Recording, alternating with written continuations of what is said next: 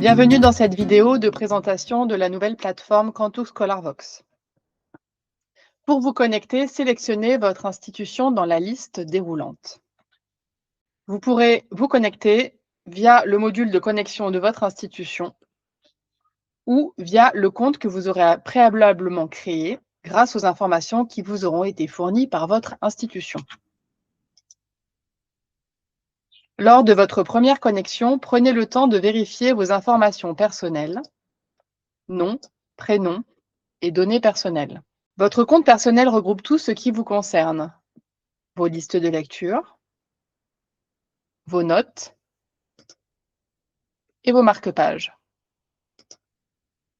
Une fois connecté, vous accédez à une page d'accueil personnalisée avec vos notes et vos marque-pages récents regroupés sous vos annotations. Concernant le moteur de recherche, tapez un ou plusieurs termes à rechercher.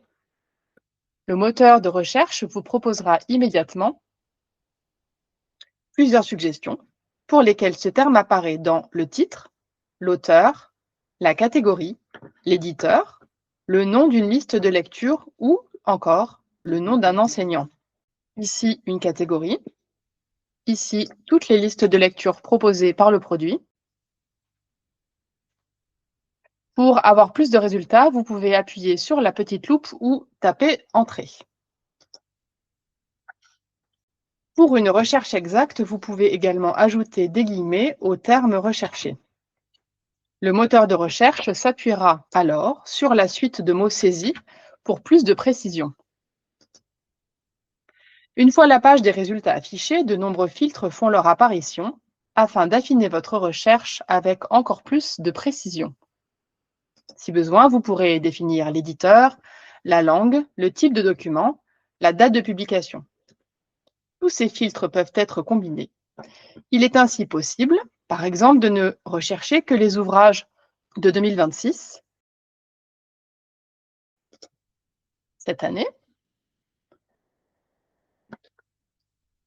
et d'un éditeur particulier.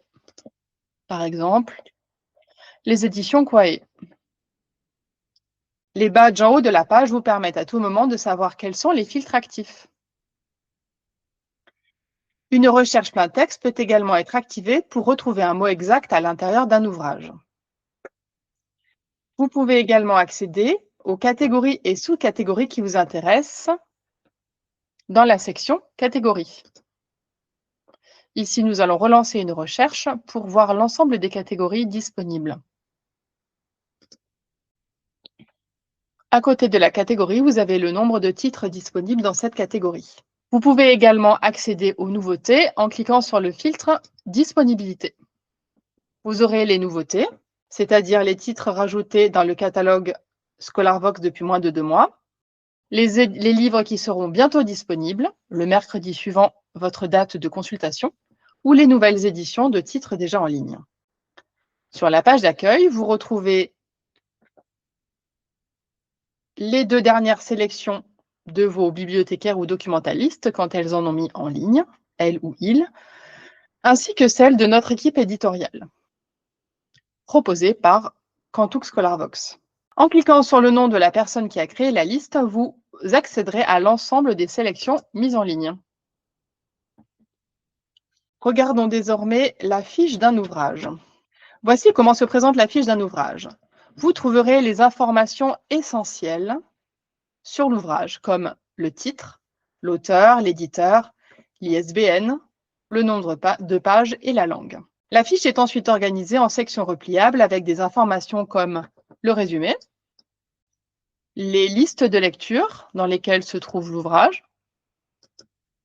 les annotations éventuelles, ou encore la table des matières.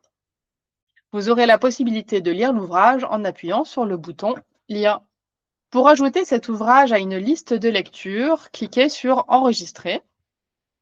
Vous pouvez l'ajouter à une liste existante ou créer une nouvelle liste de lecture. Les listes de lecture permettent aux lecteurs de mettre de côté des ouvrages avec la possibilité de les partager à d'autres personnes via le bouton « Partager ». Aux bibliothécaires et documentalistes de partager leurs sélections avec leurs utilisateurs. Ce sont elles qui sont visibles sur la page d'accueil du site. aux enseignants et formateurs de créer des listes thématiques qui pourront être trouvées via la recherche ou à partir de la fiche d'un ouvrage. Maintenant, passons enfin au lecteur en ligne. Vous pouvez accéder aux informations de l'ouvrage dans le premier onglet, accéder à la table des matières dans le deuxième onglet, revoir l'ensemble des marque-pages que vous avez placés dans cet ouvrage, ici, ou l'ensemble des notes que vous avez placées dans cet ouvrage. Vous pouvez également imprimer une partie de l'ouvrage dans les conditions actuellement possibles.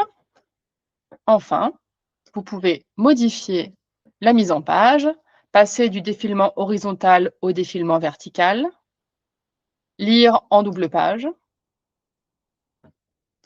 ou modifier le zoom.